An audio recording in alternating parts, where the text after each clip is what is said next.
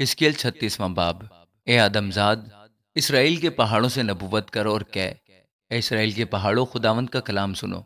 خداوند خدا یوں فرماتا ہے کہ چونکہ دشمن نے تم پر آ ہا ہا کہا، اور یہ کہ وہ اونچے اونچے قدیم مقام ہمارے ہی ہو گئے، اس لیے نبوت کرو اور کہہ، خداوند خدا یوں فرماتا ہے کہ اس سبب سے، ہاں اسی سبب سے کہ انہوں نے تم کو ویران کیا اور ہر طرف سے تم کو نگل گئے، تاکہ جو قوموں میں سے باقی ہیں تمہارے مالک ہوں، اور تمہارے حق میں بکواسیوں نے زبان کھولی ہے اور تم لوگوں میں بدنام ہوئے ہو۔ اس لیے اے اسرائیل کے پہاڑوں، خداوند خدا کا کلام سنو۔ خداوند خدا پہاڑوں اور ٹیلوں اور نالوں اور وادیوں اور اجاڑ ویرانوں سے اور متروک شہروں سے جو آس پاس کی قوموں کے باقی لوگوں کے لیے لوٹ اور جائے تمسخر ہوئے ہیں، یوں فرماتا ہے۔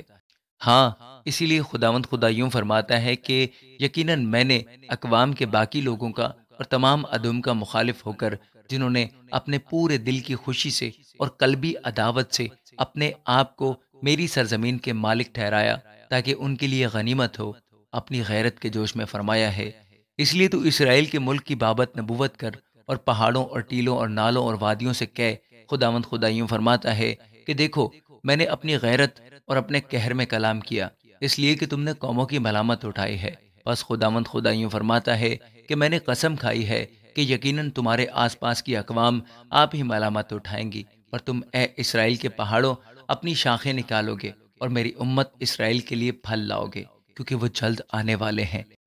اس لیے دیکھو، میں تمہاری طرف ہوں اور تم پر توجہ کروں گا، اور تم جوئے اور بوئے جاؤ گے، اور میں آدمیوں کو، ہاں اسرائیل کے تمام گھرانے کو تم پر بہت بڑھاؤں گا، اور شہر آباد ہوں گے اور کھنڈر پھر تعمیر کیے جائیں گے، اور میں تم پر انسان و حیوان کی فراوانی کروں گا، اور وہ بہت ہوں گے اور پھلیں گے، اور میں تم کو ایسے آباد کروں گا جیسے تم پہلے تھے، اور تم پر تمہاری ابتدا کے ایام سے زیادہ احسان کروں گا، اور تم جانو گے کہ میں خداوند ہوں۔ ہاں، میں ایسا کروں گا کہ آدمی یعنی میرے اسرائیلی لوگ تم پر چلے پھریں۔ ہاں، میں ایسا کروں گا کہ آدمی یعنی میرے اسرائیلی لوگ تم پر چلیں پھریں گے اور تمہارے مالک ہوں گے، اور تم ان کی میراث ہوگے، اور پھر ان کو بے اولاد نہ کرو گے۔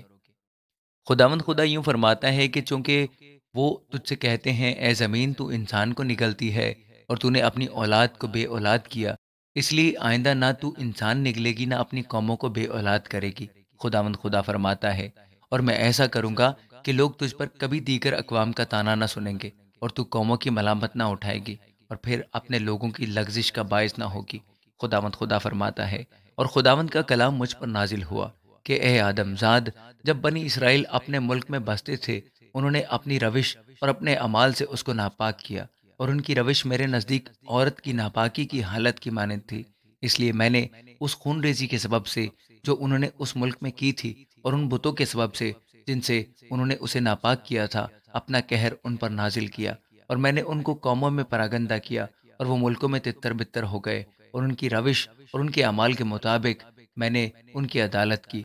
اور جب وہ دیگر اقوام کے درمیان جہاں جہاں وہ گئے تھے پہنچے، تو انہوں نے میرے مقدس نام کو ناپاک کیا، کیونکہ لوگ ان کی بابت کہتے تھے کہ یہ خداوند کے لوگ ہیں اور اس کے ملک سے نکل آئے ہیں۔ لیکن مجھے اپنے پاک نام پر، جس کو بنی اسرائیل نے ان قوموں کے درمیان جہاں وہ گئے تھے ناپاک کیا، افسوس ہوا۔ اس لیے تو بنی اسرائیل سے کہہ دے کہ خداوند خدا یوں فرماتا ہے، اے بنی اسرائیل، تمہاری خاطر نہیں بلکہ اپنے مقدس نام کی خاطر، جس کو تم نے ان قوموں کے درمیان جہاں تم گئے تھے ناپاک کیا، یہ کرتا ہوں۔ میں اپنے بزرگ نام کی جو قوموں کے درمیان ناپاک کیا گیا، جس کو تم نے ان کے درمیان ناپاک کیا تھا، تقدیس کروں گا، اور جب ان کی آنکھوں کے سامنے تم سے میری تقدیس ہوگی، تب وہ قومیں جانیں گی کہ میں خداوند ہوں، خداوند خدا فرماتا ہے۔ کیونکہ میں تم کو ان قوموں میں سے نکال لوں گا اور تمام ملک میں سے فراہم کروں گا، اور تم کو تمہارے وطن میں واپس لاؤں گا، تب تم پر صاف پانی چھڑکوں گا اور تم پاک صاف ہوگے، اور میں تم کو تمہاری تمام گندگی سے اور تمہارے سب بتوں سے پاک کروں گا، اور میں تم کو نیا دل بخشوں گا اور نئی روح تمہارے باطن میں ڈالوں گا، اور تمہارے جسم میں سے سنگین دل کو نکال ڈالوں گا اور گوشتین دل تم کو عنایت کروں گا، اور میں اپنی روح تمہارے باطن میں ڈالوں گا اور تم سے اپنے آئین کی پیروی کرواؤں گا، اور تم میرے احکام پر عمل کرو گے اور ان کو بجا لاؤ گے، اور تم اس ملک میں جو میں نے تمہارے باپ دادا کو دیا سکونت کرو گے، اور تم میرے لوگ ہوگے اور میں تمہارا خدا ہوں گا، اور میں تم کو تمہاری تمام ناپاکی سے چھڑاؤں گا اور اناج منگواؤں گا اور افراد بخشوں گا، اور تم پر قحط نہ بھیجوں گا، اور میں درخت کے پھلوں میں اور کھیت کے حاصل میں افسائش بخشوں گا، یہاں تک کہ تم آئندہ کو قوموں کے درمیان قحط کے سبب سے ملامت نہ اٹھاؤ گے۔ تب تم اپنی بری روش اور بدعمالی کو یاد کرو گے، اور اپنی بد کرداری و مکروہات کے سبب سے اپنی نظر میں کھلونے ٹھہرو گے۔ میں یہ تمہاری خاطر نہیں کرتا ہوں، خداوند خدا فرماتا ہے، یہ تم کو یاد رہے، تم اپنی راہوں کے سبب سے خجالت اٹھاؤ اور شرمندہ ہو، اے بنی اسرائیل۔ خداوند خدا یوں فرماتا ہے کہ جس دن میں تم کو تمہاری تمام بد کرداری سے پاک کروں گا، اسی دن تم کو تمہارے شہروں میں بساؤں گا، اور تمہارے کھنڈر تعمیر ہو جائیں گے، اور وہ ویران زمین جو تمام راہ گزروں کی نظر میں ویران پڑی تھی جوتی جائے گی، اور وہ کہیں گے یہ زمین جو خراب پڑی تھی باغ عدن کی مانند ہو گئی، اور اجاڑ اور ویران و خراب شہر محکم اور آباد ہو گئے۔ تب وہ قومیں جو